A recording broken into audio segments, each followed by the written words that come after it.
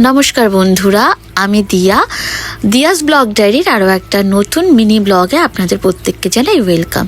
চলুন আজকে রেসিপি শেয়ারের সাথে সাথে আপনাদের সাথে একটু গল্প করি।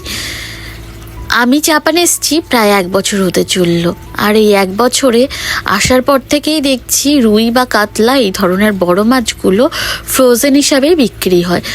ওই যে বাংলাদেশি বা ইন্ডিয়ান হালাল ফুডগুলো থাকে সেখানটাতেই এই মাছগুলো ফ্রোজেন হিসাবে থাকে, যার ওজন হয় 3 কেজি 3.5 কেজি থেকে শুরু, তার উপরে 10-12 কেজিরও মাছ পাওয়া যায়।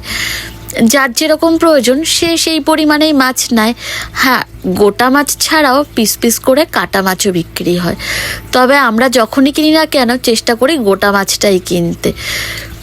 তো যাই হোক, যেহেতু ফ্রোজেন মাছ বুঝতেই পাচ্ছেন দেশের মতো তাজা যেহেতু নয়, তাই একটা উদ্ভট বাজে গন্ধ আসে মাছগুলো থেকে। যতই আপনি নুন লেবু গরম জলে মাছ ধুয়ে ফেলুন না কেন, মাছের একটা গন্ধ থেকেই যায়। দেশে যেরকম আমি আমার দিদাকে রেখেছি, সবসময় দিদা হালকা গরম জলে নুন ফেলে মাছ ধুয়ে নেয়, যাতে করে মাছের যে এক্সট্রা বাজে গন্ধটা থাকে সেটা চলে যায়। তবে এখানে নুন লেবু সব দিয়ে যতই আপনি ধুয়ে ফেলুন না কেন, ওই গন্ধ আপনি তাড়াতে পারবেন না যদি না মাছ ফ্রেশ হয়। যেহেতু বিদেশ, তাই এখানটাতে ওই রুই কাতলা এইসব বড় মাছ আর তাজা পাচ্ছি কোথায়। এখানে যেই মাছগুলো পাওয়া যায় সেগুলো ওই ধরুন স্যামন বা শঙ্কর মাছ কিছু কিছু সময় ফ্রেশ পাওয়া যায়। তাছাড়াও আমরা যেই মাছগুলো খেয়ে অভ্যস্ত তার মধ্যে চিংড়ি মাছটা ফ্রেশ পাওয়া যায়।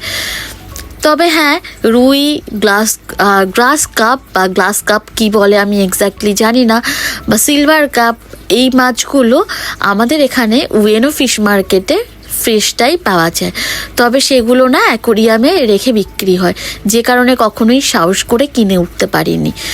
তবে এই মাছগুলোতে যেহেতু গন্ধ আসে, সে কারণে আমি আমার হাজব্যান্ডকে রাগ করে বলেছিলাম এই মাছ আমি আর কখনোই কিনবো না।